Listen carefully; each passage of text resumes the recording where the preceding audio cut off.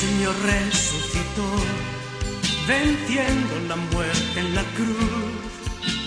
Nuestra esperanza está en Él, Él es nuestro Salvador. Hola hermanos, el día de hoy, 2 de junio del 2022, es jueves, primer jueves del mes de junio, último jueves de Pascua.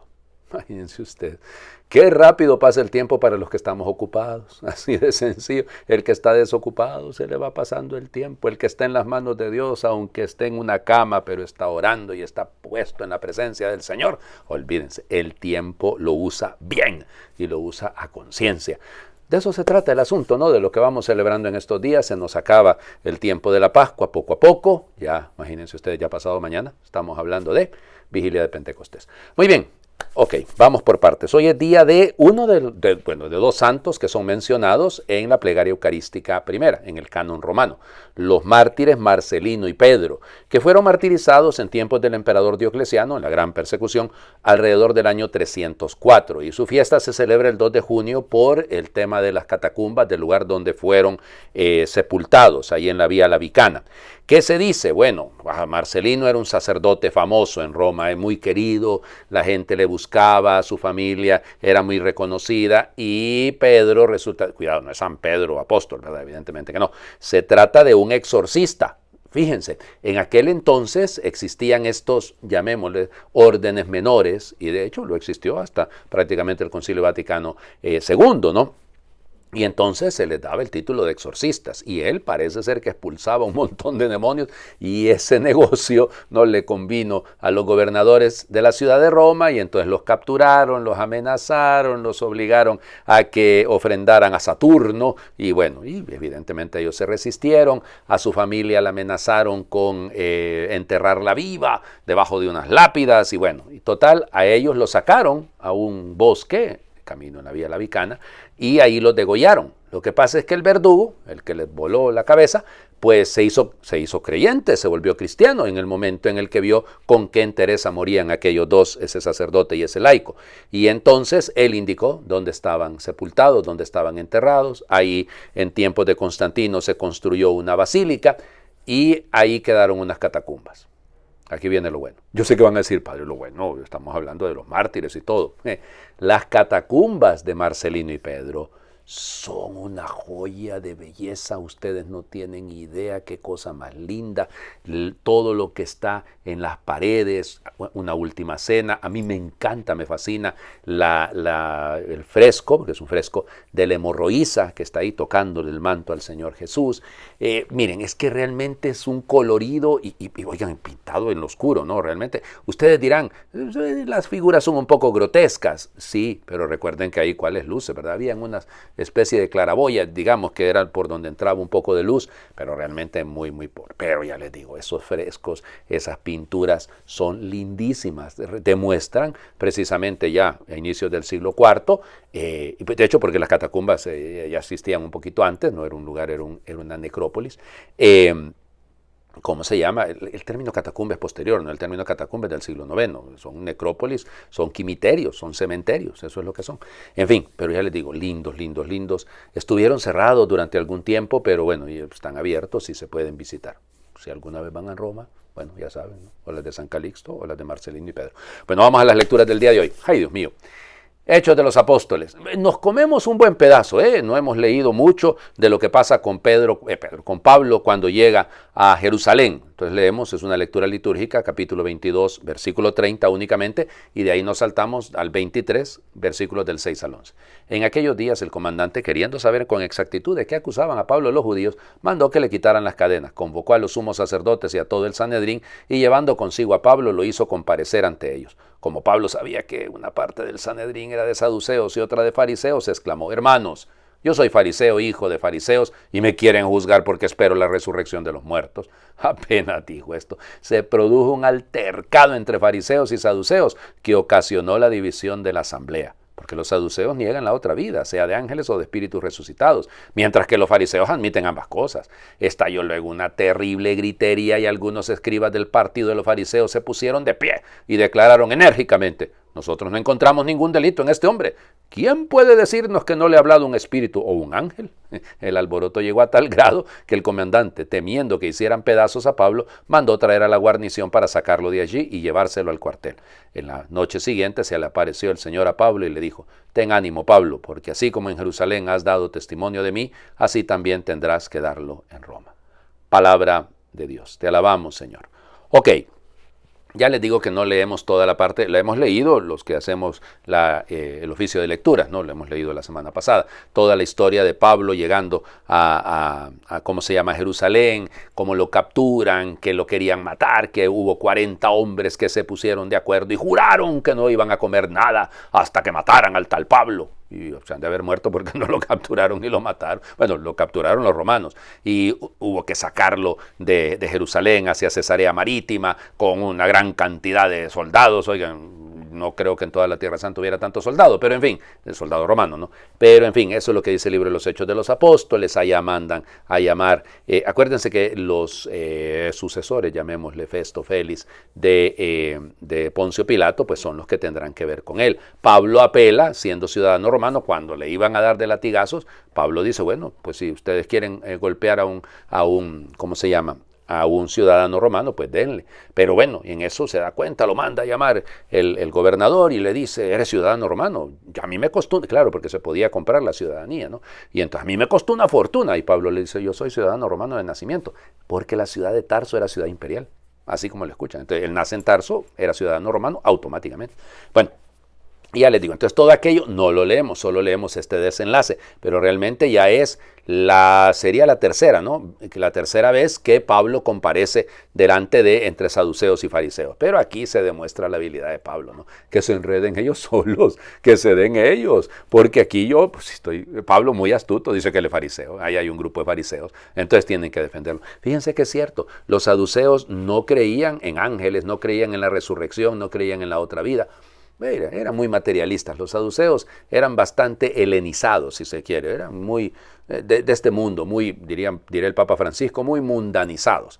Los fariseos tenían otra mentalidad. Por eso es que fíjense que muchas veces se dice que Jesús tiene mucho parecido, hay mucha afinidad con los fariseos, porque hay algunas de las creencias, digamos, de la fe de los fariseos, que efectivamente la tiene la iglesia, ¿no? Y de ahí viene el asunto. Pero lo lindo es el final de todo esto, ¿no? Cuando pues a Jesús se le aparece a Pablo y le dice: no tengas miedo. No tengas miedo, una vez más, ten ánimo, Pablo, porque así como en Jerusalén has dado testimonio, lo darás también de mí en Roma.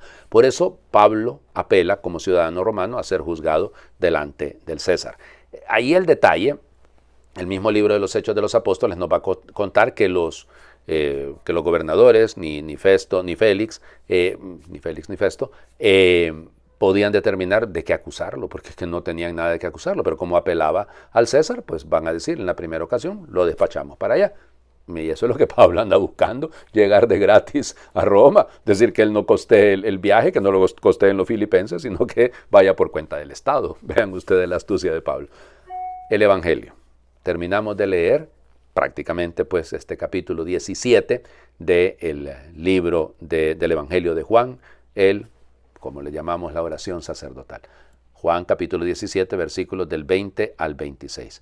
En aquel tiempo Jesús levantó los ojos al cielo y dijo: Padre, no solo te pido por mis discípulos, sino también por los que van a creer en mí por la palabra de ellos, para que todos sean uno como tú. Padre en mí y yo en ti, somos uno, a fin de que sean uno en nosotros y el mundo crea que tú me has enviado. Yo les he dado la gloria que tú me diste, para que sean uno como nosotros somos uno, yo en ellos y tú en mí, para que su unidad sea perfecta y así el mundo conozca que tú me has enviado y que los amas como me amas a mí. Padre, quiero que donde yo esté estén también conmigo los que me has dado, para que contemplen mi gloria, la que me diste, porque me has amado desde antes de la creación del mundo. Padre justo, el mundo no te ha conocido, pero yo sí te conozco, y estos han conocido que tú me enviaste.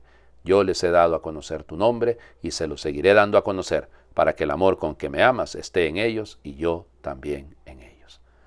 Palabra del Señor. Gloria a ti, Señor Jesús.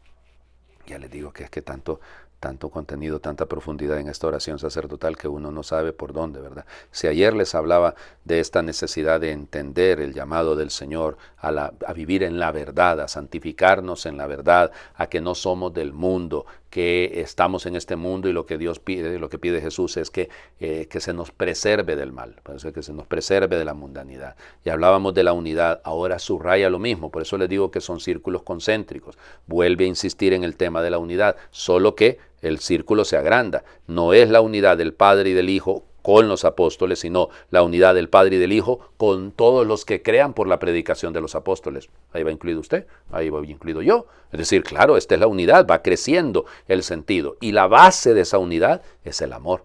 Por eso lo dice ahí.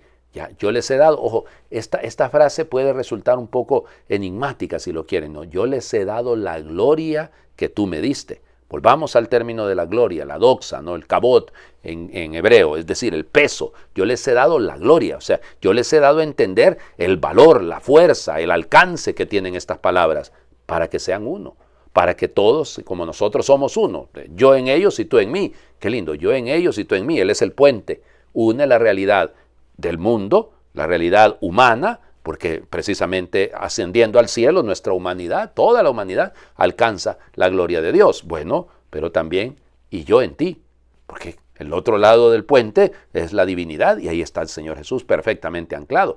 Por eso le digo, para que esa unidad sea perfecta. Fíjense, y así el mundo conozca que tú me has enviado.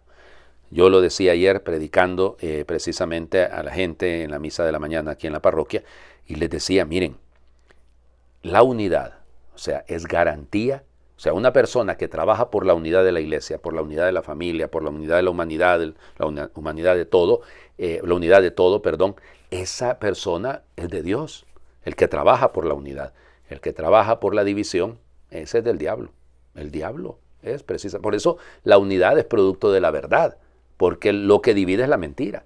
El padre de la mentira, el diabolos, es el divisor, ¿no? El que rompe. Eso es. Y entonces vuelve. La unidad es producto de esto. Viene de ahí. La unidad sirve como un llamado de atención a los demás para que crean. Si miran que en la comunidad, si miran que en nuestras parroquias, en nuestras comunidades, en nuestras familias, hay un criterio de unidad, hay una búsqueda de unidad, porque la base es el amor. Entonces lo dice aquí, ¿no? Padre, quiero que esté donde esté yo, también estén ellos, para que contemplen mi gloria, la gloria que me diste, porque me has amado, ya, porque me has amado. Y eso es, yo les he dado a conocer tu nombre, para que el amor con el que me amas esté en ellos y yo también en ellos. Lo que nos une, lo que logra la unidad, lo que sirve de testimonio es el amor. Vean cómo se aman, dice el libro de los Hechos de los Apóstoles, ¿se acuerdan? Bueno, ahí está la clave. Entonces, ¿cómo termina la oración sacerdotal? Con un llamado a la unidad en base al amor, para que se garantice así que la predicación, ¿de qué sirve? Supongan que yo estoy aquí gastando el tiempo y haciéndoles perder el tiempo a ustedes, hablándoles maravillas de la palabra de Dios, pero yo estoy tratando de ver cómo divido esta parroquia y cómo echo a pelear a estos con aquellos y los opongo y busco cómo armar mi grupito frente a los otros que no les caigo tan bien y entonces, vaya. ¿Qué clase de párroco seré? ¿Qué clase de sacerdote seré? O sea, es decir, esto no es ningún criterio pastoral está detrás de eso. O sea, el pastor junta, une al rebaño. Bueno, eso es lo que tenemos que hacer todos. La oración que les propongo ahora de don Florentino Ulibarri, una vez más, habla de un tú, por la relación que hay. El Padre, el Hijo, nosotros. Decir tú es descentrarme de mi yo, de mis soledades y ambiciones, de mis egoísmos y construcciones, de mis miedos y seguridades. Decir tú es agarrarme al diálogo, al encuentro, al hallazgo, a la novedad que trae vida y que recrea todo lo que comparto.